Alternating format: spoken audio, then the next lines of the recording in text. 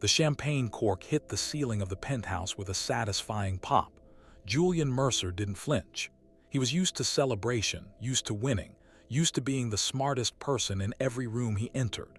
At 42, he'd built Mercer Solutions from a Stanford dorm room idea into a $3 billion clean water technology empire. Forbes had called him the prophet of purity. TechCrunch had nicknamed him the Hydro King. None of that mattered to him as much as the look on people's faces when he entered a room. "Sir, the quarterly reports." His assistant, David, a nervous 26-year-old with an MBA from Columbia, placed a leather portfolio on the marble table. Julian didn't open it. "Give me the number." 18% growth. The board is ecstatic. Ecstatic. Julian rolled the word around in his mouth like cheap wine. "David, do you know what ecstatic means?" David's smile faltered. "Happy, sir." "It means you've exceeded expectations so dramatically that rational thought temporarily shuts down. 18% isn't ecstatic. It's adequate." Julian stood, buttoning his Tom Ford suit jacket. "I want you to draft an email to the product development team. Tell them adequate isn't why I pay them 6 figures." "Yes, sir, right away." "And David," Julian paused at the floor-to-ceiling windows overlooking Manhattan. "That typo in the investor deck last week, the one where you wrote pubic instead of public relations." David's face went white. "Sir, I apologized. It was autocorrect. I don't care about apologies. I care about precision. You're done." "Sir, please. I have student loans my wife just had." "HR will process your severance. Leave your access card on the desk." Julian turned back to the window, watching the ant-sized people 40 stories below. The conversation was over. That was a Tuesday. By Friday, Julian's world had ended. The first sign came during the emergency board meeting. Marcus Chen, his CFO and supposed best friend since their Stanford days, had called it. Julian had assumed it was about the Singapore expansion. He walked in smiling. He'd walked out destroyed. "The hydrocore doesn't work," Marcus had said, his voice flat and rehearsed. "It never worked." Julian had laughed, actually laughed. "That's absurd. We have lab results. We have fabricated data." Marcus slid a folder across the table. "I've been trying to fix it for 2 years. The pressure volume calibration fails at scale, every single time. The prototype works in controlled environments, but in real-world applications, it's junk." The room had gone silent, except for the hum of the air conditioning. "You're lying." Julian's hands had trembled as he opened the folder. Pages of failed tests, bribed inspectors, falsified certifications. "I'm saving the company," Marcus had replied. "The board has voted. You're out, effective immediately. I'm taking over as CEO. We're pivoting to acquisition targets and phasing out the hydrocore quietly." "You can't do this. I built this company." "You built it on a promise you couldn't keep." Marcus had stood, straightening his tie. "Security will escort you out. You have 48 hours to vacate company housing." Julian had tried to speak, to argue, to fight, but the lawyers were already in motion. The paperwork was airtight. Marcus had planned this for months, maybe years. The penthouse had been company housing. The car, the jet, the country club membership, all company assets. By Saturday morning, Julian Mercer, billionaire visionary, was sitting on an air mattress in a rent-controlled studio in Queens, surrounded by cardboard boxes filled with the only things the lawyers had let him keep: personal effects and one worthless patent. The hydrocore prototype. 5 years of work, $200 million in development costs. The device was supposed to revolutionize water purification in developing nations, using a magnetic pressure system that required no electricity and minimal maintenance. It was elegant. It was genius. It was broken. Julian stared at the dust-covered machine in the corner of his new apartment. It looked like an oversized water heater with too many valves, and a control panel that hadn't lit up in 3 years. He stopped trying to fix it after the 14th failed test. He'd handed it off to his engineers, who'd eventually handed it back with sympathetic shrugs and recommendations to pivot the approach. He should throw it away, pawn it for scrap metal, use it as an anchor and drown himself in the Hudson. Instead, he opened another bottle of whiskey. The knock on the door came at 9 a.m. on Sunday. Julian, who hadn't slept, didn't bother to put on a shirt. He figured it was the landlord or maybe a process server with more bad news. It was neither. Mr. Mercer. The woman at the door was in her mid-30s, wearing a simple blue polo shirt with Elite Clean Services embroidered on the pocket. Her dark hair was pulled into a practical ponytail, and she carried a caddy of cleaning supplies. "I'm Elena Rodriguez. I'm scheduled for your final cleaning service." Julian stared at her. "What?" "The penthouse service was canceled, but you'd prepaid for this month. The company transferred the remaining appointments to your new address." She glanced past him at the chaos inside. "May I come in?" "I didn't ask for this." "No, sir, but it's paid for, and from the looks of it, you need it." Her accent was subtle, Caribbean maybe, or Central American. Her eyes were kind but firm. Julian was too tired to argue. He stepped aside. Elena didn't react to the smell of whiskey or the scattered takeout containers. She simply set down her supplies and began working. She moved through the space with practiced efficiency, creating order from chaos in a way that felt almost aggressive. "You don't have to do this," Julian muttered from the air mattress. "Yes, I do." Elena was scrubbing the kitchenette counter. "I finish what I start." "Admirable, stupid, but admirable." She paused, looking at him with an expression he couldn't quite read. Not pity, something closer to assessment. "You're the man from the news, the water company." "Former water company." "The one who got caught lying about the technology." Julian's jaw clenched. "I didn't lie. I was betrayed by someone I trusted." "Ma'am," she went back to scrubbing. The dismissiveness of that sound ignited something in Julian. "You think you know the whole story from a 30-second news clip." "I think I know that whenever powerful men fall, they blame everyone but themselves." "That's a hell of an assumption." "Is it wrong?" Julian opened his mouth to argue, then closed it. He watched her work in silence, adding that he couldn't find a rebuttal. Elena moved to the corner where the hydrocore sat. She paused, tilting her head. "What is this?" "Garbage, don't bother cleaning it." But she was already examining it, running her fingers along the intake valve. "This is a water purification system." "It's a 300-pound paperweight." "No." Elena crouched down, peering at the pressure gauge. "This is a magnetic pulse purifier. I've seen designs like this before." Julian sat up. "Where?" "Honduras, my home country. There was a project in the rural areas trying to solve the mineral scaling problem in the water supply." She tapped the main chamber. "But this design is more advanced. The magnetic array is positioned differently." "You know about magnetic pulse purification?" Elena stood, wiping her hands on her pants. "I know about water. I was a civil engineer before I came to the United States."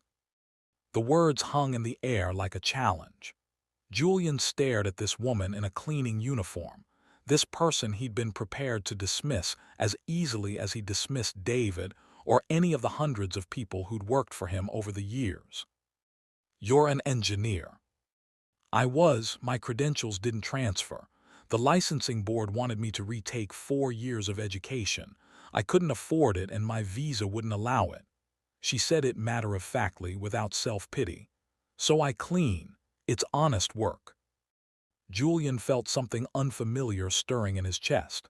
Shame, maybe, or curiosity. "The hydrocore doesn't work. I had a team of PhDs trying to fix it for 5 years." "What was the failure point?" "Pressure inconsistency. The magnetic field creates the purification effect, but the water pressure destabilizes at scale." The system either produces a trickle or blows the seals. We could never find the balance. Elena knelt back down, examining the intake manifold. May I? May you what? Touch it, adjust it. Julian laughed, the sound bitter and sharp. Be my guest. It's not like you can make it worse. She ignored his tone. Her hands moved over the machine with confidence, checking connections, testing valves. She opened the access panel and peered inside. Do you have a flashlight? He found one in one of the boxes. She clicked it on and aimed it into the machine's interior. For a long moment she was silent. Then she made a small sound, not quite a laugh, more like recognition. What? Julian asked. Your engineers were trying to force the water through the system. That's how purification works. Pressure creates flow. No, Elena sat back on her heels. That's how American engineering works, force and power, but water doesn't want to be forced. Water wants to flow. She pointed to a series of small valves near the base. In Honduras, we dealt with high mineral content. Our systems failed the same way until we learned to let the water breathe. You're strangling it. That's not how fluid dynamics. Mr. Mercer, she looked at him directly. Do you want to be right or do you want it to work? The question hit harder than it should have. Julian realized he'd been asked variations of it his entire career, and he'd always chosen being right. What would you do? He asked quietly. Open the bypass valve here. She indicated a small manual lever that his engineers had dismissed as a redundancy. Reduce the magnetic pulse frequency by 30% and add a buffer chamber here. She tapped a space between two existing components. Nothing fancy, just a small pressure reservoir to absorb the surge. That's too simple. Maybe that's why it will work. Julian found himself standing, moving closer. You're serious. I spent 3 years in rural water projects.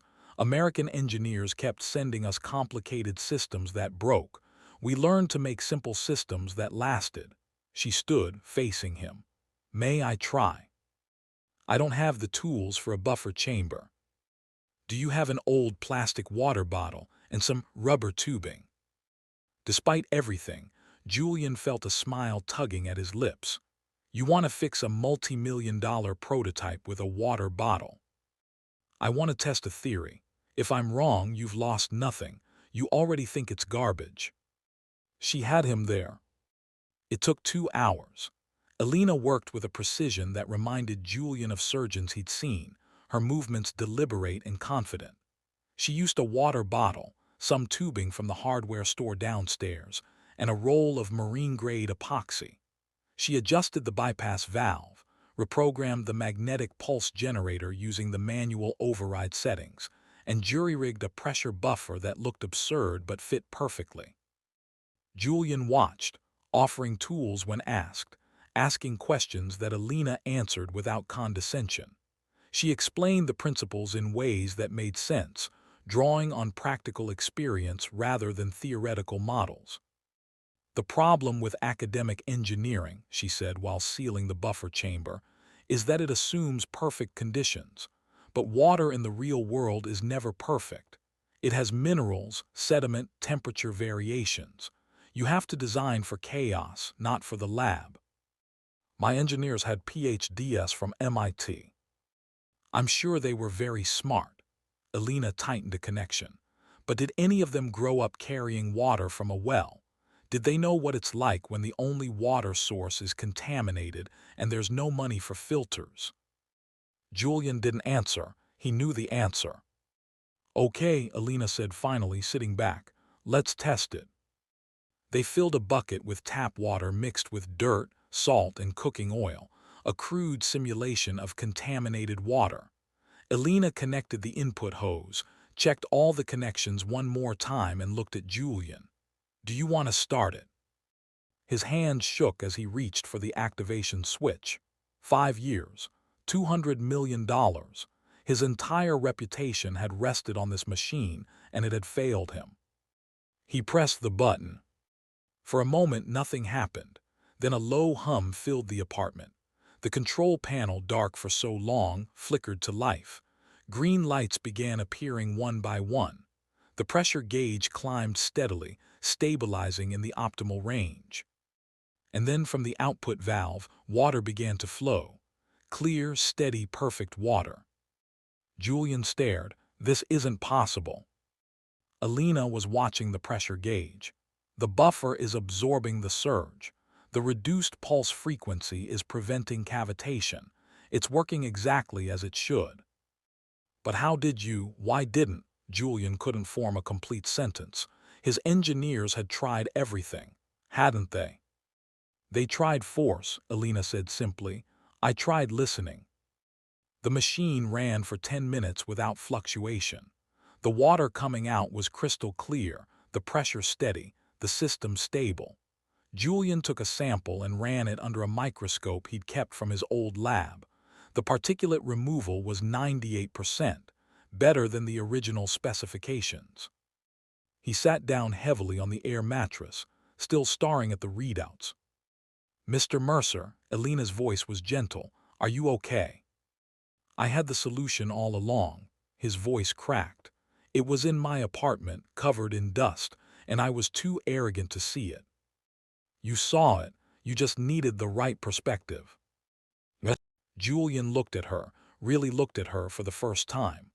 Why are you being kind to me? I've been nothing but dismissive since you arrived. Elena smiled, but it was sad. Because I've been where you are. Maybe not the penthouse and the billions, but the fall. The feeling that everything you built means nothing. I know that. And I know that sometimes the only thing that saves you is someone choosing to see your potential instead of your failure. I fired a man 2 days before my company collapsed, destroyed his career over a typo. Julian's throat tightened. I've spent 20 years treating people like they're disposable. Then don't be that person anymore. It's not that simple. It is exactly that simple, it's just not easy. Elena began gathering her cleaning supplies. My work here is done. Wait, Julian stood quickly. Don't go, please. She paused at the door, caddy in hand. I need your help, Julian said. The words felt foreign in his mouth. Not as a cleaner, as an engineer, as a partner. Mr. Mercer.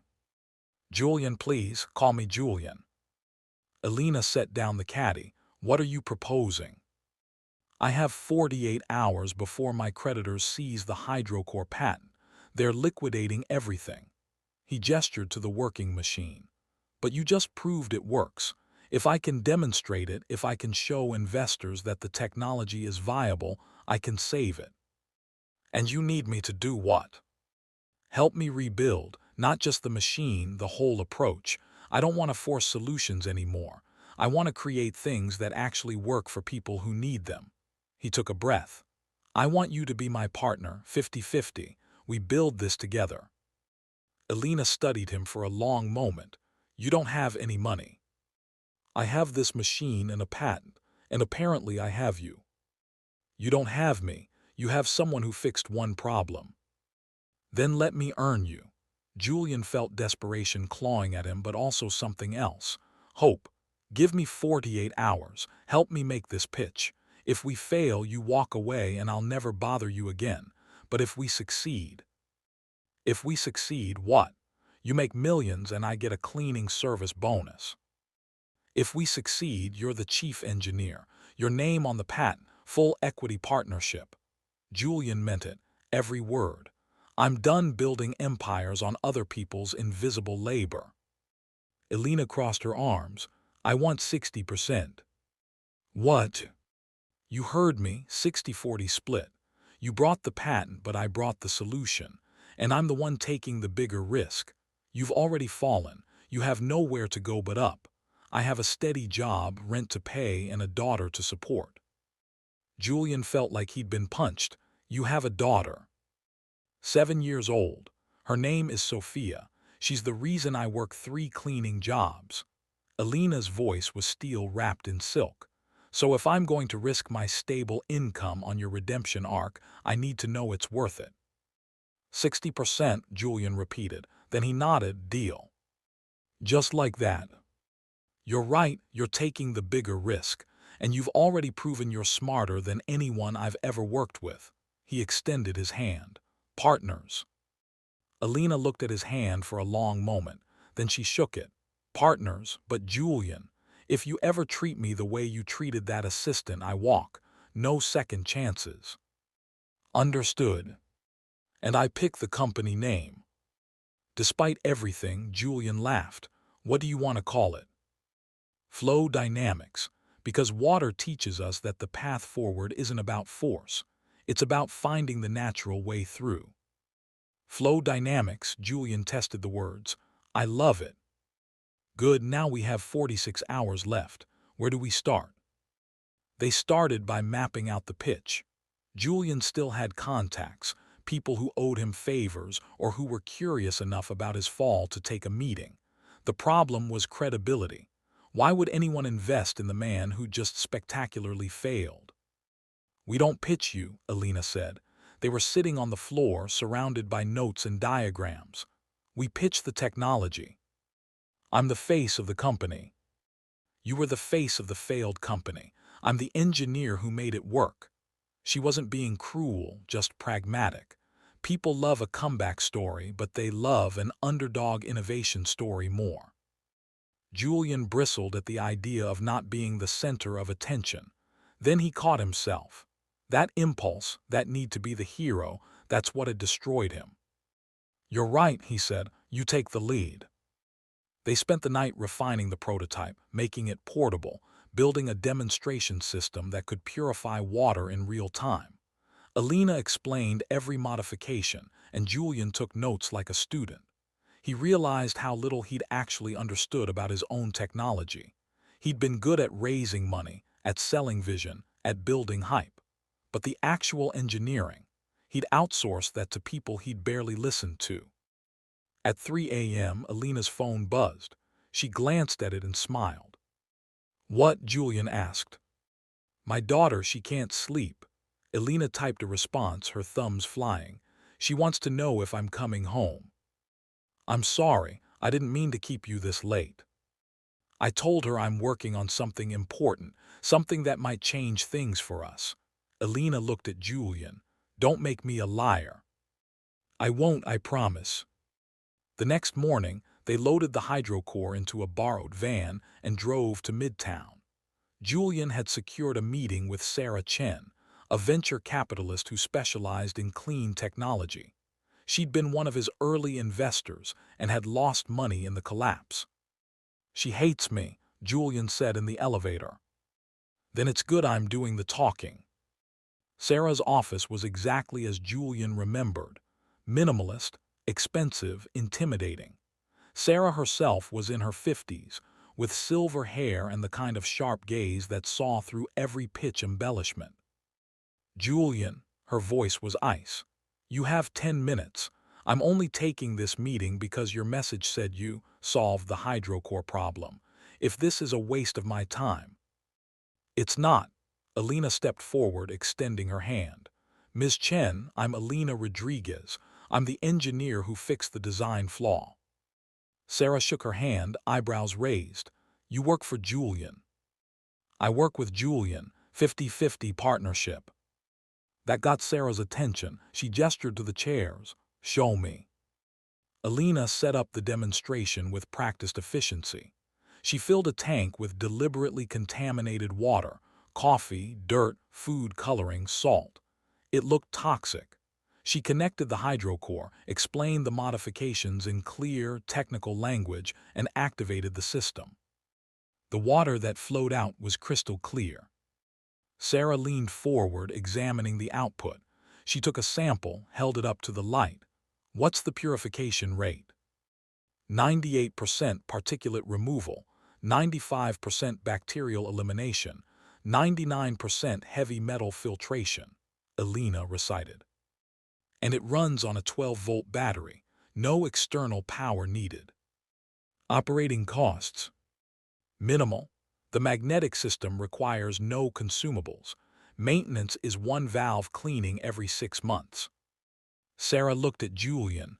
Why didn't this work before? Wrong approach, Julian said quietly.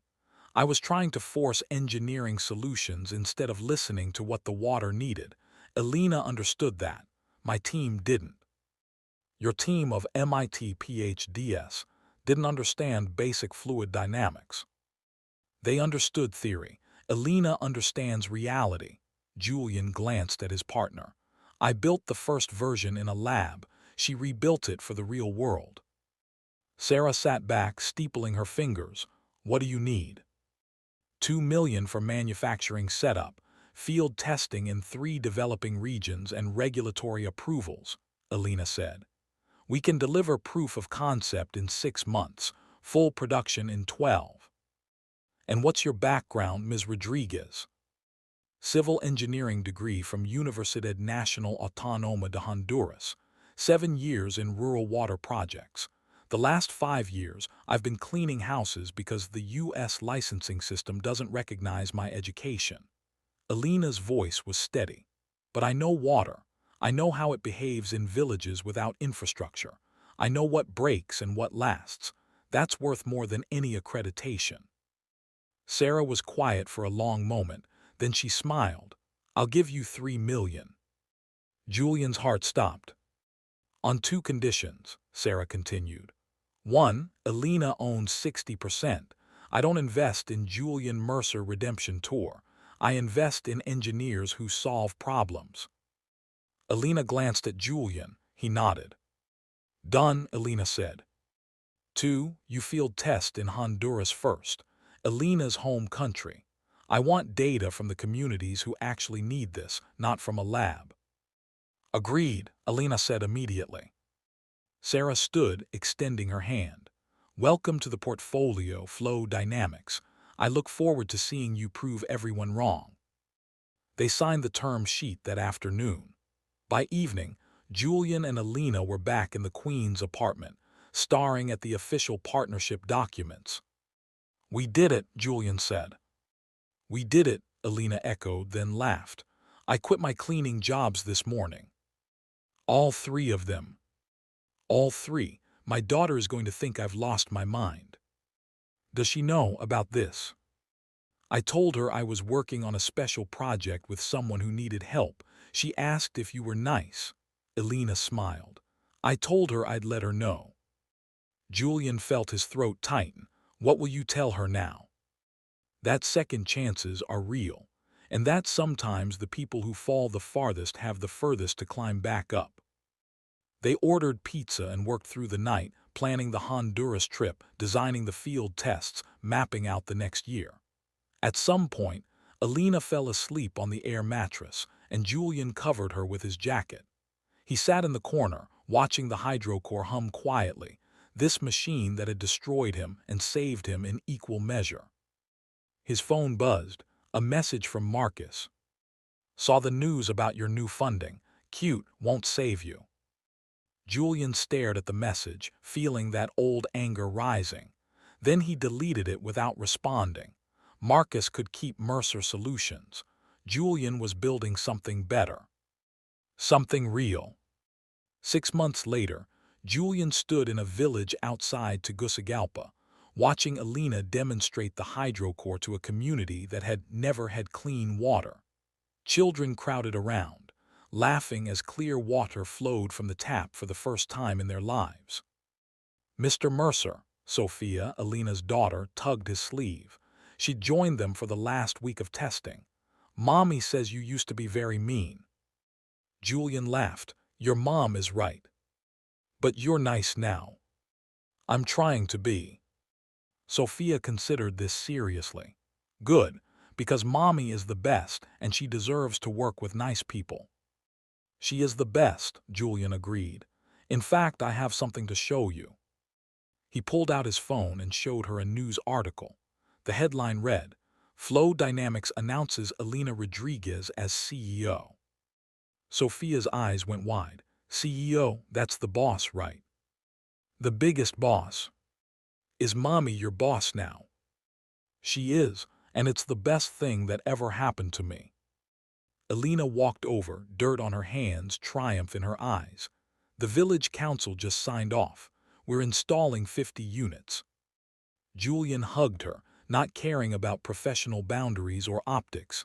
Congratulations, boss. Congratulations yourself, CTO. She pulled back, grinning. You're getting pretty good at listening. I had a good teacher. They stood together, watching the community celebrate their clean water, and Julian realized he'd never felt prouder of anything in his life. Not the billions, not the Forbes covers, not the tech summit keynotes. This people drinking water, lives changing. This was what mattered. Sophia grabbed both their hands. Can we come back? Absolutely, Elena said. Every 6 months, Julian added, we have to check on the systems. And because these are our people, Elena said softly, squeezing his hand. Julian squeezed back, our people.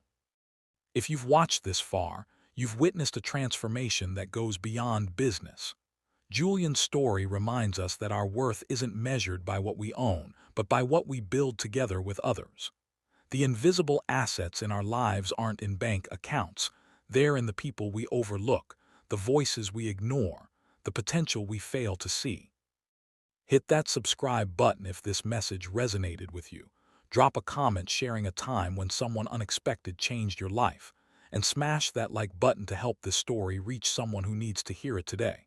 Flow Dynamics became a $50 million company within 2 years. Elena Rodriguez was named to Time's 100 most influential people. Julian Mercer never made another list, but he slept better than he ever had in his life. And somewhere in Honduras, in dozens of villages, clean water flowed from machines built on partnership, humility, and the wisdom to listen to what had been invisible all along.